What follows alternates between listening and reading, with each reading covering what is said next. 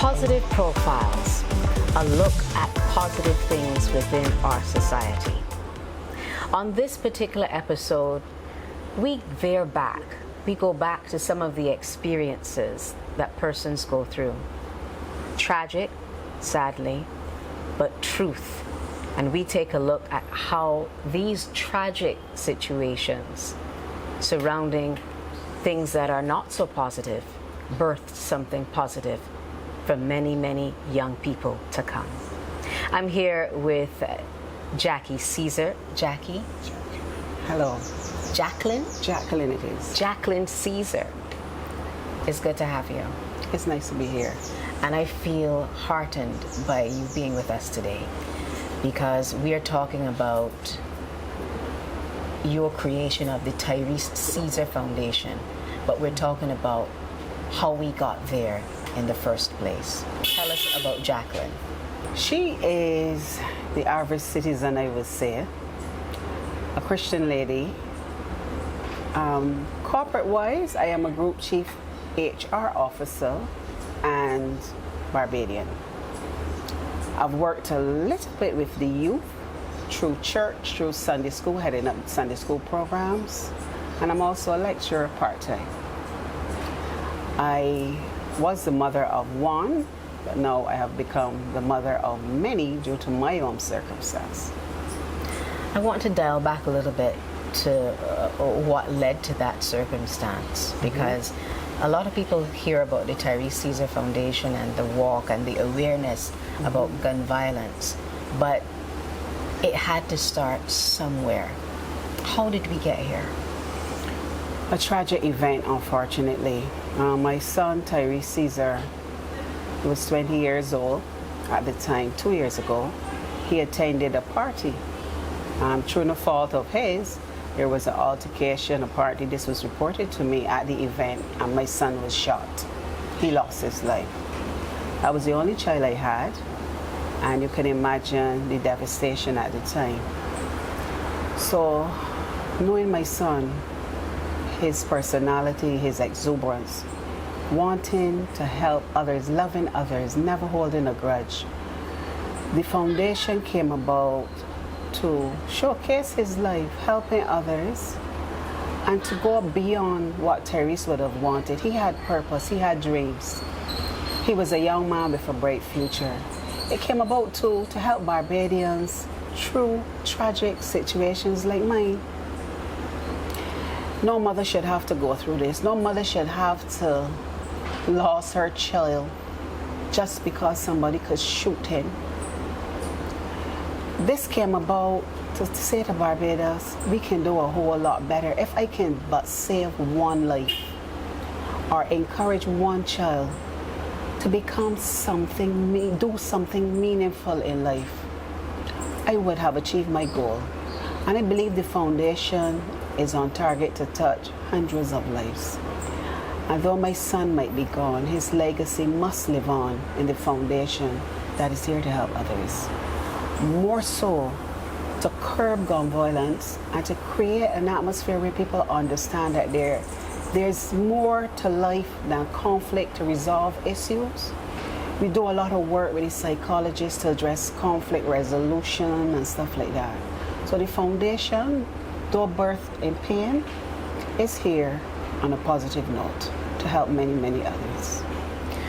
What do you think is the most heart-wrenching circumstance that we as Barbadians are faced with now, especially as it pertains to the level of gun violence that is around us? We do not live easy. Look at the amount of rottering in homes. People try to make it in before dark. They don't go to social events. They don't come out. They don't want to venture out. A totally different way of life. We've moved away from times when you could have your front door open and the wind blowing through, dropping to sleep on the sofa. That does not exist. Every door is closed by dark. People are in. People are fearful. People walk and they clutch their bags. If you notice on the street, people walk and look around. People are scared. We have lost the peaceful communities that we had where we could get off the midnight bus and walk home, where we could walk home from an event. We didn't have so many cars. All that is gone, unfortunately. We are planning how to keep ourselves safe. We are signing up for firearms. We're trying to make sure that we are registered for our arms holders.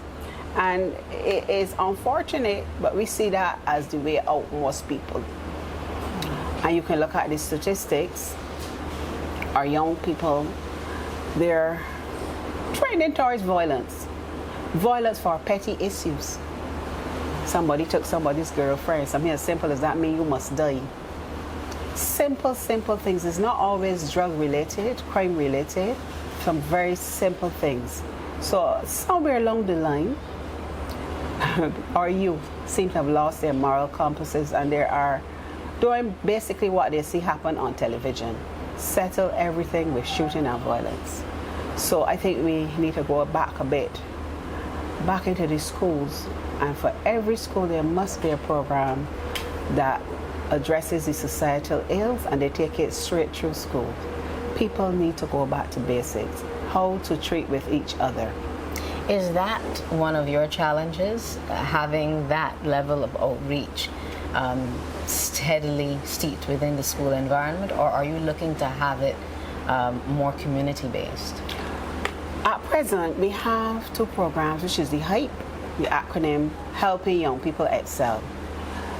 That program really gives young people the social skills and try to develop them, CV writing, how to live, first, anything that can develop them and provide an alternative to being on the street, helping them to develop goals, checking them and making sure that they're working towards particular goals.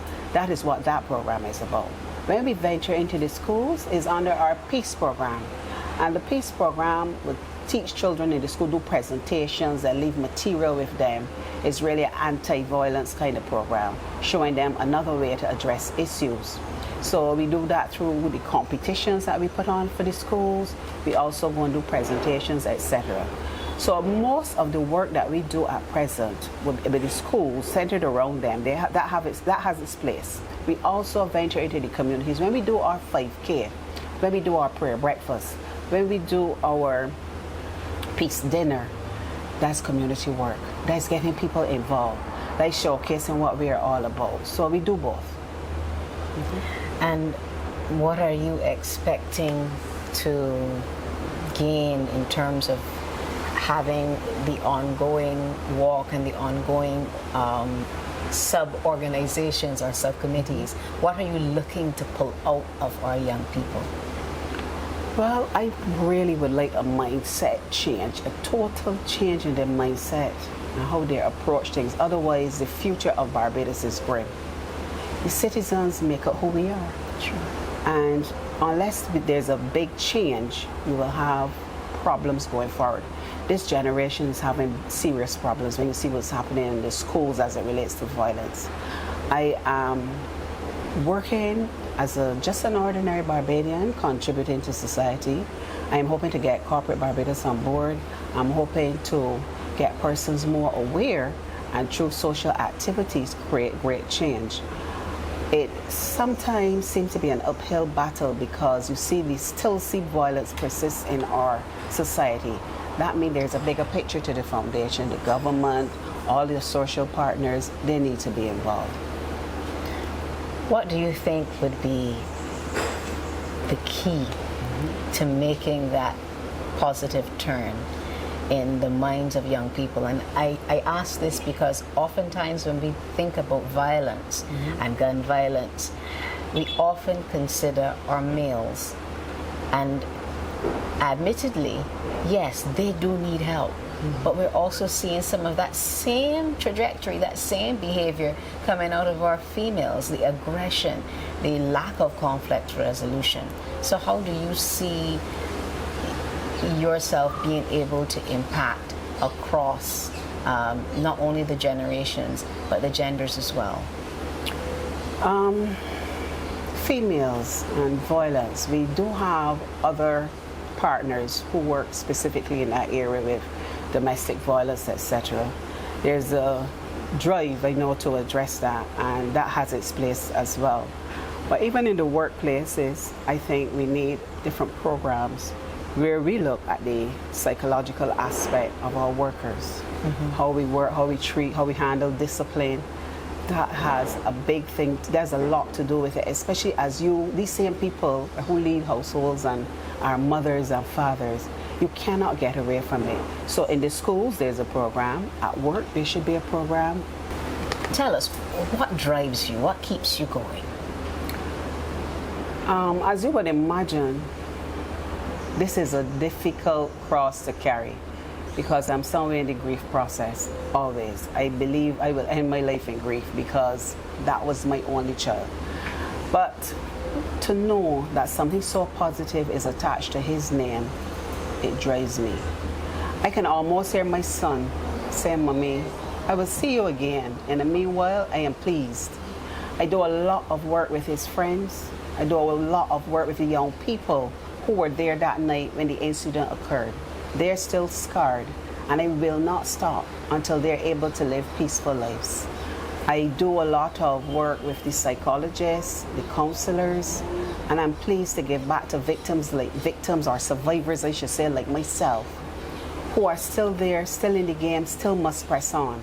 I speak to a lot of mothers who lost their children the same way. I speak to families. Sometimes they call me, do not know these individuals, but at least through the foundation, I'm there to be a support. I'm there, I attend funerals, I call, I check up, and the foundation is doing a tremendous work in that space. We have a special drive that we'll be doing around Christmas time for those people. So it keeps me in tune, it keeps me helping others. I carry some of their burdens. I'm able to counsel some of them myself. Having been through it, that drives me. I can see a positive change. Sometimes I can see some of them doing better. Sometimes, as you would imagine, you regress because it is grief. And the feedback too, from society in general, I see the work you are doing, I'm grateful for it, or they're always recommending someone, some young person to join the HYPE program and asking for assistance. It is there, you can see it. We always get the feedback. I'm seeing you, I'm glad that you are here. And we are hoping to actually build on that and do a whole lot more. So it keeps me driven. It keeps me, actually, it gives me a sense of peace, knowing that he's not here, but a great work continues in his name. I almost feel as if we've crescendoed to our next question. What gives you the greatest joy? Knowing that the optimistic attitude that I have can bear fruit. I know where we started. I know that we're in a time where we're experiencing a lot of gun violence. I also know that it is being given more attention. People are paying more attention. We are seeing the church being more active. We're seeing the government. That gives me great joy knowing that we were out there lobbying, we were in the public domain, we were a little small group, and we've taken shape now, and we are seeing the fight spread to different sectors in the community that they want to get involved, they want to address it. And I refuse to take a view where it will not get better. It gives me joy knowing we have more persons on board, the fight continues, and it will get better. A positive outlook on life, and you're seeing it. In fact, the fact that we have so many other organizations and NGOs playing a positive role in assisting in getting gun violence to an all-time minimum, and in fact, hopefully, to soon eradicate it altogether, it says that we are still very much on track and on target. Jacqueline, Ceasar, it truly was a pleasure chatting with you. Pleasure is all mine. And I want to encourage you to keep shining that light. Thank you so much. You've been watching Positive Profiles. I'm Kimberly Skeet.